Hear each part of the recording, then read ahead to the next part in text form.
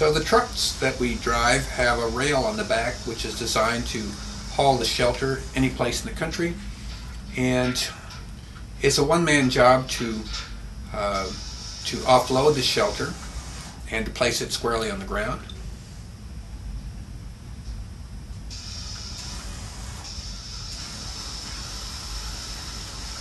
It's not a difficult procedure and we don't tear up anything.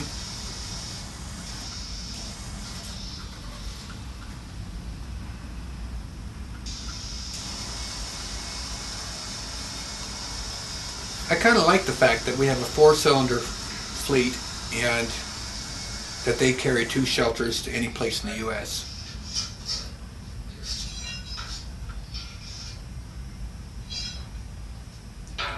We have some pretty low-tech methods of moving these around on a hard surface.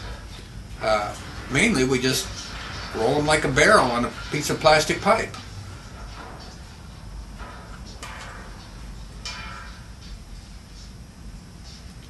Once it's off the pipe and in the exact place, we use a Hilti hammer drill.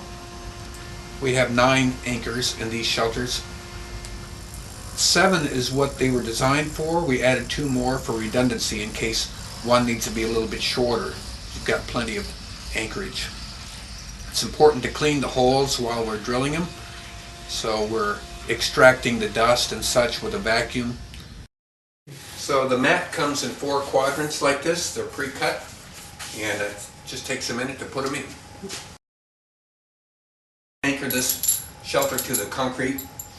Hilti is really the best in the industry when it comes to this type of anchorage, so I only stick with them.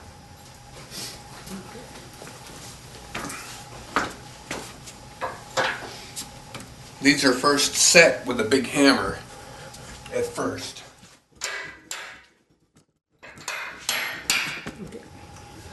So next I'm going to be taking the concrete drill bit off of the Hilti drill and replacing it with a driving tool on the same tool. It's got a hammer function, so it's going to be hammering down on this to set the 9 anchors.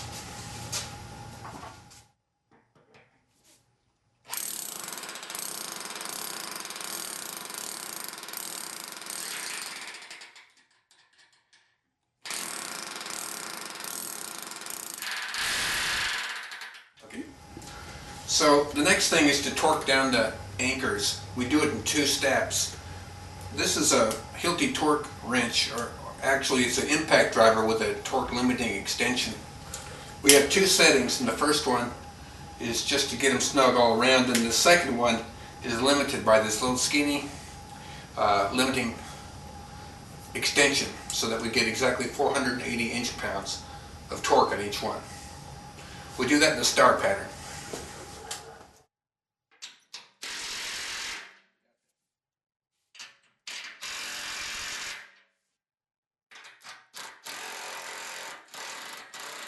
Ready? So what we did now was everything structural, so it's officially a tornado shelter right now. The next thing we need to do is to do the cosmetic things to put the peripherals in. We've got this fan that goes in there. It's got a little button on the left. It's a 2-speed fan. It hangs right here in the door. I've got this light here that I call a UFO light. Kind of looks like a UFO, doesn't it? That goes inside.